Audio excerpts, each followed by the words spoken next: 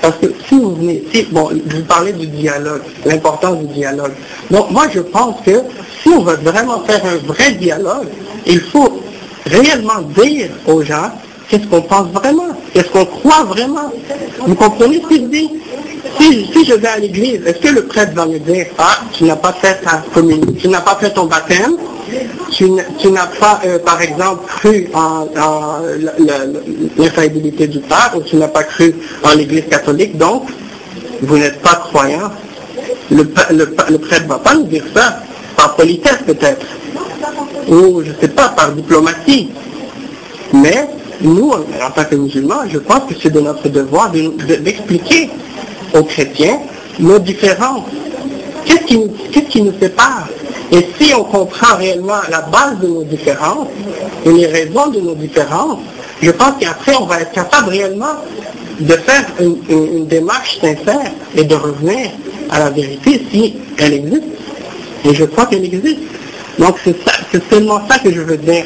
C'est pas le but, c'est pas de créer des conflits, de nous opposer, mais de comprendre nos différences, parce que Dieu dit dans le Coran, Ya ahl al-kitab, ta'alu ila kalimatin sawa, baynana et baynakum. Yani, oh les gens du livre, venez avec nous, on va s'entendre en une parole qui est correcte, c'est-à-dire qu'il n'y a qu'une seule Dieu unique, et que vous ne devez adorer personne d'autre sauf Dieu. C'est écrit dans le Coran, et donc l'appel au dialogue, elle a été écrite et expliquée dans le Coran depuis l'origine. Le problème, c'est quoi? C'est lorsque, par exemple, on veut s'unir, on veut dialoguer, sans jamais parler de nos différences. Alors, sur quoi on dialogue? Et où est-ce qu'on s'en va? C'est quoi le but? Si on n'essaie pas de régler un problème qui existe. Vous comprenez?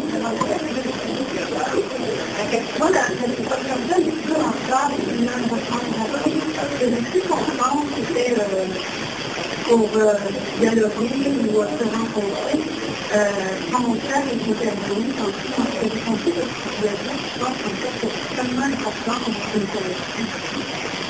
C'est que le prophète Mohammed il a pris 23 ans pour donner une message. C'est pas quelque chose qui est arrivé un jour et qui se fait dans la responsabilité. C'est pas quelque chose où on arrive un jour et on dit avec le monde musulman, on parle avec le monde musulman, on pense que c'est quelque chose et on dit c'est ça. Et c'est pas comme ça que le prophète Mohammed fait le fait de mais c'est notre exemple, en fait, a approché les gens. Et 23 ans de travail, ou pendant je ne sais pas combien de temps, parce qu'on peut rentrer dans des détails, c'est notre producteur, c'est très bien, que les gens pouvaient prendre de l'alcool, par exemple, jusqu'à un certain moment donné, puis il y a d'autres informations. Alors tout ça, alors je pense que quand on se rencontre, c'était musulman ou hindou musulman, ou juif musulman, quand on se rencontre entre frères et sœurs, c'est important de se rencontrer pour aller à chaque jour. Moi, si j'étais rentrée dans l'islam, le premier jour que je suis rentrée avec l'islam, on était Non, mais, pardon, ma soeur. Ouais, mais je n'ai pas fait ça. Non, mais on a des... Ouais. Ah, d'accord. Etc. Tout ce que j'aurais fait, il y avait tous mes goûts, parce que je ne pouvais pas supporter une personne. Mon ego, que j'ai à l'intérieur de moi, j'aurais dit, jamais, dans même pas question de répondre. D'accord. On m'a dit, viens, apprends, regarde, et sois la bienvenue. J'étais longtemps à prier sans exemple, parce que j'avais une ma soeur, pardon. Mais je n'ai pas mentionné. Oui. Pardon, ma soeur. Vous venez d'arriver, vous n'avez pas entendu une question. C'est que 23 ans-là, à mon avis, entre nous, même si on devait approcher la résidence, j'ai vu que c'est la même chose. J'ai vu en marchant aussi. On été reliés par tout le monde avant que son message puisse se rendre. Pourquoi? Parce que j'ai vu d'amour, c'est une grande compassion. Et ça prend un certain temps parce qu'à l'intérieur de lui, on est quelque chose qui ne veut rien savoir ni de la religion, ni des prophètes, ni de combattre les égaux, ni d'avoir une bonne attitude dans la vie. Alors quand c'est vraiment important, je ne sais pas ce que je dis avant, mais c'est déjà en détail maintenant, que quand on se rencontre, on est vraiment à un niveau de tolérance, on dit, elle rentre à l'église, elle rentre de l'hiver. Le musulman chante, elle rentre de l'hiver.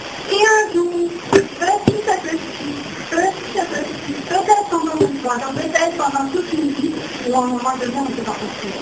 Cela ne me convient plus. J'ai sinon ça se peut dans ce mais en attendant... Dieu guide qui il veut. Dieu guide qui il veut. Le droit chemin. C'est Dieu qui guide qui il veut. Moi, je suis quand même complètement et extrêmement patient dans la religion catholique et chrétienne. Ma soeur, tu n'as pas à t'en faire, Inch'Allah. Je sais très bien ces choses, alhamdulillah, de rien. Non, ça va. Alhamdulillah. Ma mère, elle est québécoise, elle s'est convertie, ma soeur s'est convertie, ma tante s'est convertie, ses 2 filles se sont converties, tous mes amis se sont convertis à l'islam après moi. Donc, je pense que je connais le contexte de la société québécoise très bien. Donc, mon but, c'est pas d'imposer à personne. J'ai pas essayé de dire à personne ici qui ne sont pas musulmans de leur imposer quoi que ce soit, mais seulement de leur faire face au questionnement de l'islam, aux principes de l'islam, pour qu'ils soient capables, par la suite, par leur réflexion, par leur conscience, de se poser les questions et d'essayer d'analyser est-ce que ces réponses-là ne sont pas valables ou non selon eux. Ça, c'est votre travail à vous de conscience lorsque vous retournez dans vos demeures et que vous réfléchissez entre vous et votre Créateur, de vous poser ces questions et d'analyser les choses telles qu'elles sont pour voir est-ce qu'il n'y a pas quelque chose de raisonnable là-dedans. Ensuite de ça, c'est Dieu qui guide. À la fin, c'est pas moi, c'est pas personne d'autre ici qui a la clé des cœurs, c'est seulement Dieu. C'est lui seul qui a le pouvoir et qui a le contrôle sur les cœurs. Donc c'est tout ce que je peux dire. Je pense qu'on peut terminer maintenant ici. Ouais.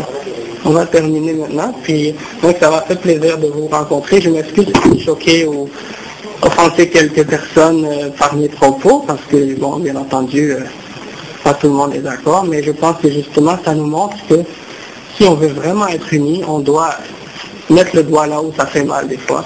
Puis on arrive peut-être à réaliser qu'on n'est pas si unis que ça, puis qu'on doit résoudre nos problèmes entre nous en premier avant d'aller aux autres et puis de vouloir les amener au droit chemin. Je pense que ça c'est important de comprendre.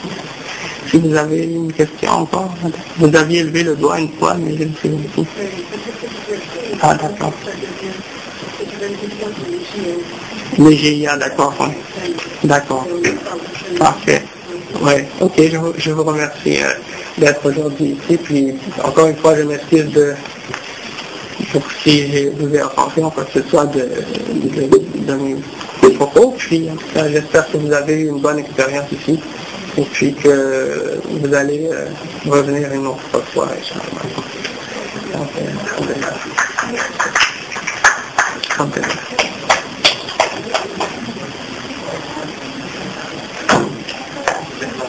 وإياكم وعليكم السلام ولكن لا نريد أن نعمل محاولة يعني نتصل عن ديبات